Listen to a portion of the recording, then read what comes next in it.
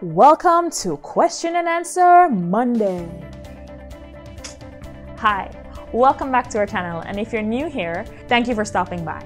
Mondays are the days that we set aside to answer any questions that may come to us through our social media platforms. So questions will come to us through Instagram, through Facebook, via email, or in the comment section below on YouTube. So I appreciate you guys for sending in questions, asking questions, and being active and engaged in the community. Keep them coming. We will answer them as best as possible, keeping in mind that I'm not an immigration consultant. This is just experience-based information based on my experience as an immigrant here in Canada. So today we're going to address a multifaceted question that came through to us on Facebook.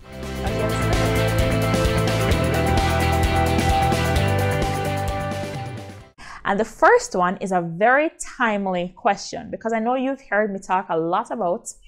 I'm going to post a video about the Atlantic Immigration Pilot Program. It's coming, it's coming, it's coming. Thank you for your patience with me with trying to get this together for you guys. I really want to make sure that it is where I need it to be for you, so it is the most beneficial for you. So here is her first question, and the answer to it I find very exciting.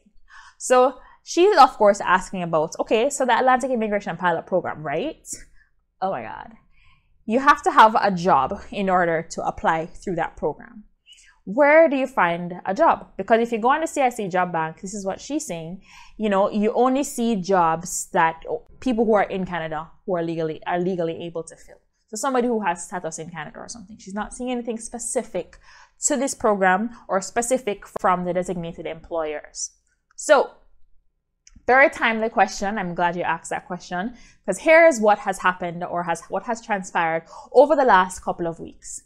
I've been in contact with a company who has taken the time out to put together a list of not just the designated employees in Atlantic Canada, but also their contact information, their address, and the job positions available, which is a big deal for this program, because it's not enough to know that, okay, there's 5,000 companies that are part of the designated list. Okay, what do you do with that information? So what they've done now is to say, okay, of these employers, here are the ones that actually have job positions. And here is the contact information for, if not all, most of the employers who are on the designated list, as well as their address. And this information is going to be very beneficial for you if you are trying to find a job in Atlantic Canada. So through this third party, we are in partnership where they will give you access to the database, and you have unlimited access to a list that is updated daily, where new employers are added. If job positions have been filled, it is removed, and new job positions that become available are added to the list. So they've worked hard for over several months to get the list to this place, and they have categorized it based on province, based on job industry, and made it available for people like you. So if you click the link below, it will send you to my secure website where you can pay for this list through PayPal, which is a very secure payment option. PayPal, everybody knows PayPal. Secure options, secure payments, your credit card information doesn't come to me or to the third party company. Once you pay for this list, you will be given access to this database where you have a very long list of employers and contact information in Atlantic Canada. And I know this will be very beneficial to a lot of people, because there is so much benefit in coming here with a job already in place. So much, I promise you. So check out that database. Go ahead and pay for it. It is secure. I've done the process myself. I have paid for the list, gotten access to the list as if I was just an immigrant, even though I am not trying to go to Atlantic Canada. I paid for it just to make sure that it is safe for you guys to do, safe to access, and legitimate. So I've tested it out myself. So go ahead, click the link below, and there's also going to be a link at the end of this video that you can click in order to get access to that database. Please be honest with your intentions. You paying for it means it is access for just you. If your friend needs access to it, send them the link and let them pay for it and have access to it, to respect the time that this company has taken to compile this list so that it's beneficial to people. Okay, so be honest, and it's gonna be great. have some fun, leave some comments below with questions or concerns or anything regards to that, and we will have them addressed. Our second question now is not related to the Atlantic Immigration Pilot Program. Okay, so she started school some time ago, and after a year, she stopped for personal reasons. Then probably when she was about to go back, she had a baby, so she had to stop altogether. And so she has canceled and dropped out of that program altogether. Now, if you're trying to come to school in Canada and submitting an application for permanent residency, the question is, will CIC question, like, well, why should I never finish school? You know, which is a legitimate question. And yes, they're going to question it. They're going to say, like, you can finish this degree in your country. Why did you not finish it? And the thing about applications that you always want to try and do is leave no questions unanswered. Any question that CIC can come up with, make sure you answer it. And there is no space on the form to explain that. But there is an explanation letter. So now I've done a video on an explanation letter, which was my explanation letter for my situation. So the best thing for you to do is to say, dear CIC, I love Canada, it's wonderful. I dropped out of school because of this reason, and then this reason happened, and now it is more economic or it's more feasible to go to school in Canada because of these reasons. So just be genuine, be honest, and sell yourself, right? This is an interview. Sell yourself as to why now you're jumping ship and going to Canada. Through an explanation letter attached to your profile, Bob's your uncle. Get some professional help if you have any doubts. There's a link in the description below to Stupart Law, who is an immigration lawyer and can help you with creating a strong application. Now, her last question comes from the heart of a mother. If I go to Atlantic Canada, what do you know? What do I know? What does anybody know about racism? Even if you're not going to Atlantic Canada, what is it like in Canada with regards to racism? That's one. And two, she has kids. Will their experience be like in school? Will they be bullied because of their color or because of their accent? No. And she, of course, understands that I have no children, and so I can't speak to that from a personal or experience-based level, but I can speak to it through the eyes of other people who I've heard from. Now, does racism exist in Canada? I believe so. The trick with Canada and Canadians is that Canadians are very nice. Even if it's just on the surface, they're nice. And now, I've never knowingly experienced racism. And if I did, I wasn't paying attention.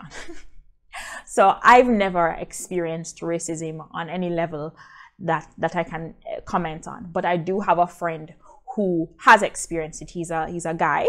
He's a darker skin tone than me. His hair is twisted, and he said that he has experienced racism at restaurants or in the public bus, right? And so it could be where you live. It could be the demography in that area. I live in a very multicultural city where there's a lot of Jamaicans, legit, very multicultural. So you'll go into the supermarket and hear Jamaicans, and you'll see Indians, and you'll see different kinds of people. So I've never openly experienced racism. And maybe I did, and I don't care because I wasn't paying attention. But I'll get my friend here on the show to talk to you a little bit about his experience with racism, because I think it does exist. And I think it does exist. It's something to be conscious about, not necessarily to be worried. I would hope that people will come to the 21st century and realize that your color has nothing to do with your worth or your capabilities or your skills. And it's really just, you're just a different skin shade. Like, I just don't get it. So I'll get my friend to come on here to talk a little bit about his experience with racism. I think it's real. I think it exists. And I think that Atlantic Canada is probably predominantly Caucasian compared to Ontario, because there's a lot more immigrants here and a lot less immigrants there. Is it something to be worried about? I don't think so. But at the same time, if you've experienced racism and you found it very uncomfortable, that's a decision for you to make. With regards to your children, I know a family who came from South Africa. They are white, and their children are white, or Caucasian. I don't know what the politically correct term is, guys. It's too much work. Caucasian, and they have a South African accent. You know, if you know Trevor Noah, it's kind of Australian sounding accent. And one of them has experienced being bullied. He was white, and, you know, and it wasn't because of his skin color. I don't know if it was because of his accent. It's hard to tell why children will bully people anyway. It's just learned behavior. But I think no matter where you go, the possibility of being bullied exists. I've heard people with their children in Jamaica talk about bullying and have an issue with bullying. It's I don't know what the experience will be like in Atlantic Canada. I know that here in Ontario, you know, children have experienced bullying, all kind of colors of children, all kind of accents, and even Canadians get bullied. So the upside of that story is that, you know, those kids were moved from that school and they're at another school, and the experience there is way more pleasant, and they're not experiencing any bullying, right? So the possibility exists. I know of one person who has experienced it. Is that a fair survey? 1 in a million? Not necessarily. But thank you for your question. I know it's a genuine concern, especially for your children. And I really hope that you will have a positive and pleasant experience should you choose to go to Atlantic Canada. I think there is great benefit in going to a province where you already have a job lined up and you already have a settlement plan in place.